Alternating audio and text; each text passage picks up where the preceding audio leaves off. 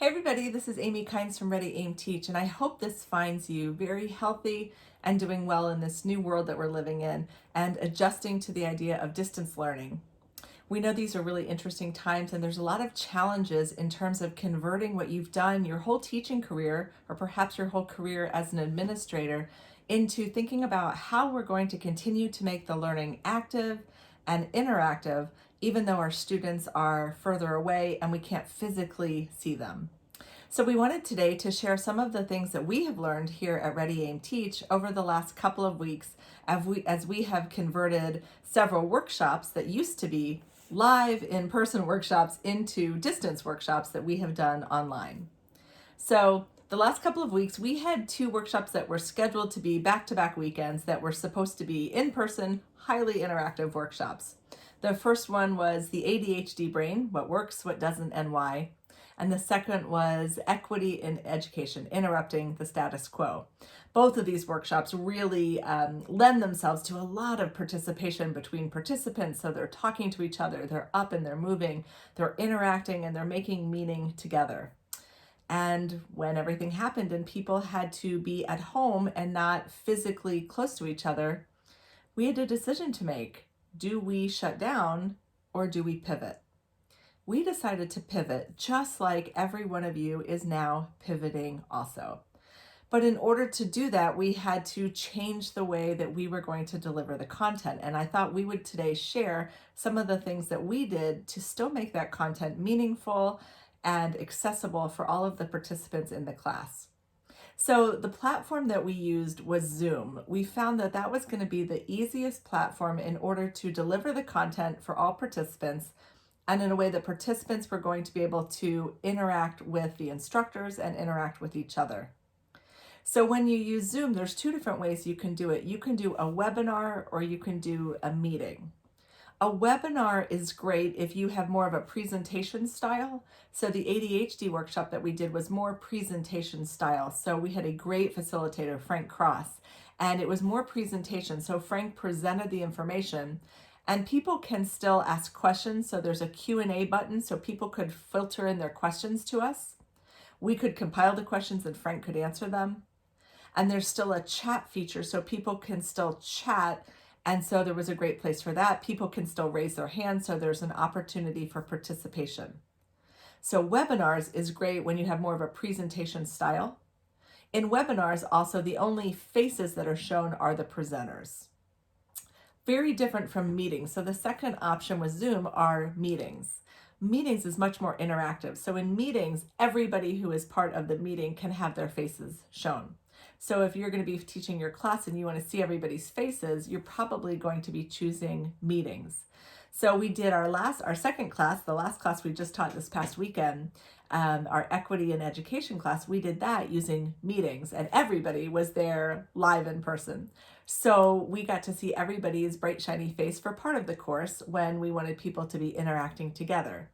So you have the opportunity to see everybody, but you also have the opportunity to only be seeing the presenters when you want to present the content. You still have the chat feature where people can be putting in their chats, they can type in their chats. But in meetings, you also have the opportunity to put your participants or your students into breakout groups. And that's a really powerful thing, especially now in the distance learning. So we were able to put our participants into small groups. So we were practicing having courageous conversations around race. So we put our participants into groups of 4, and then they came back throughout the day to meet with those same groups because they were developing a comfort level with those people. So they came back to those same groups throughout the session in those small chat groups. So they were in that safe group of 4. And as the facilitator or the host or as the teacher, you can then join the different groups and listen into those conversations. So you might join a group, listen in, then you leave that group, you can go into another group of students, listen into their conversation, leave that group, go into another group of participants or students, listen to that conversation. Then the whole group can come back together. So it's a really nice feature that meetings has to offer. There's lots of other features that Zoom has. So what we've included in this newsletter are a couple of additional videos for you to watch at your own leisure. You're welcome to share those with other people too. So I hosted a meeting with some fellow teachers who were interested in learning more about how to use it and how we had used it. So it goes way more in depth. If you're interested in using this, or you think you want to see some of the nitty-gritty of how to set up the meeting, what it's going to look like, what those breakout rooms are going to look like, I invite you to really dig into those. So it goes way more in depth into what that's going to look like. There's a lot of intricacies with it. What we also are offering for you is, if you would like to test it out and have some people on there with you, reach out. We did a lot of trial and error things to make it work. So if you would like somebody to get on the phone with you or get on a meeting with you, we're happy to do that with you, because sometimes you just need some people on there with you to try the breakout groups, or you just want to kind of walk through it with somebody. We'd love to be that person for you. We're all in this together, and we're all learning along the way. None of us have ever been in this place before, but we all have the same goal in mind. We all want our students to be successful. We all want our students to stay engaged, and we all want our students to have the best experience possible and to still love learning. So we're all here to support you, and we know that we are all here to support one another. So if we can help in any way, we are excited to do that. We still have 3 more online courses we're going to continue to do this spring. One of them is the ADHD workshop that we've just done. We've had so many people ask if they can continue to participate with it. We are offering that as a completely online module that people can access on their own time. So we have that one. We also have our Success for English Learners workshop coming up. And that's going to be a mix where some of it's going to be live. People can tune in for the live meeting part of it. We'll also have some online modules with that.